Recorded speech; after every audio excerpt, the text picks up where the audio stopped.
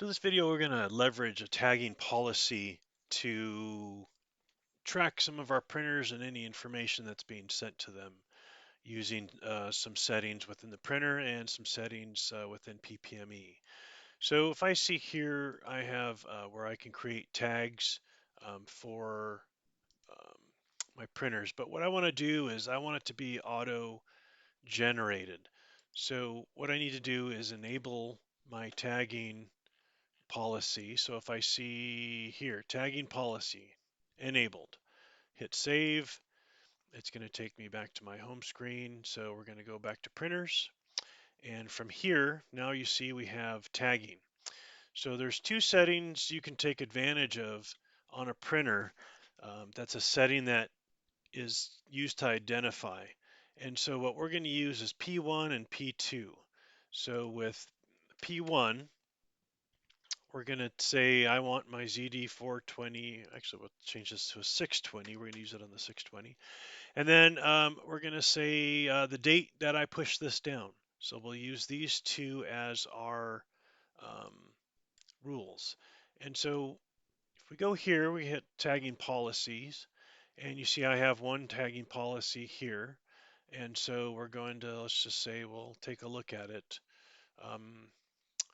So inside this policy, I have a tag policy, and you see here this setting matches what is in here. So if I use device user P1, that's what I'm telling this tagging policy to look for.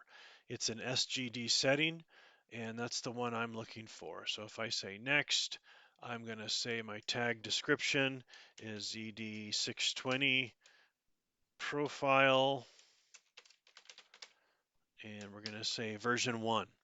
And so we're just putting the word verify at the end because that's part of this process. The tag name you see is listed here, and then the tag description. So here I'm going to finish, and we're just going to do one more. We're going to do an STG setting. The other setting is going to be, like I mentioned, the P2, user P2. There we go. Say next. And here we're going to say a date.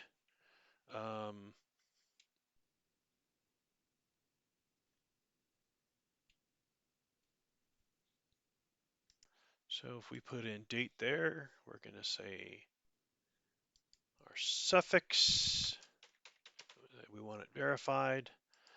So finish. We have two tagging policies here. So at this point, if we go to our printers and we look at the profile, here's my ZD621. I'm going to go to my commands.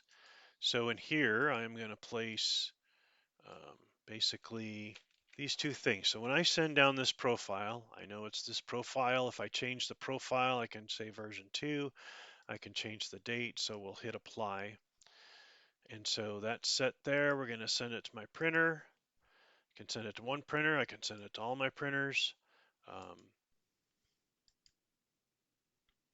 So we can watch that being sent down. So we'll see it go offline while the reset command takes effect, and then we should see it come back here shortly.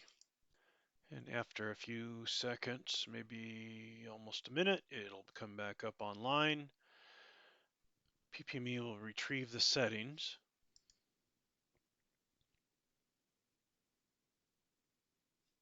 And it's completed. We come here. I see I forgot to put apply here, so we'll just redo this again. Reset the profile. Now printer is receiving the profile and doing its reset.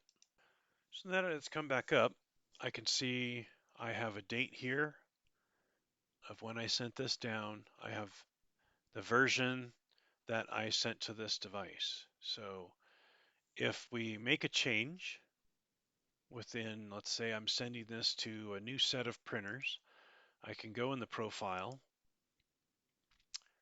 and change the date if we truly want to track on what date was this sent to the printers. I'm going to hit apply. I'll go through the whole process again. So we see here, this printer, let's just pretend it was the first. This was done on 3/17/2025. This profile was sent down. And now I changed it to say, well, now I'm sending it on 3/20/2025. So these tags will stay there as long as that SGG command here stays in the printer unless it gets overwritten. If I was to send this profile again to all my printers but with a new date, well, they would all change. So that's just a fact. But if I'm sending this profile out on certain days, I could always keep track of it that way as well. And so I see here now it checked in 3/20/2025, and I can do the same thing for other models. Change it to a ZD. Here I have a 421, ZD 421 profile, version 1, version 2, and I can assign that too as I'm rolling these out.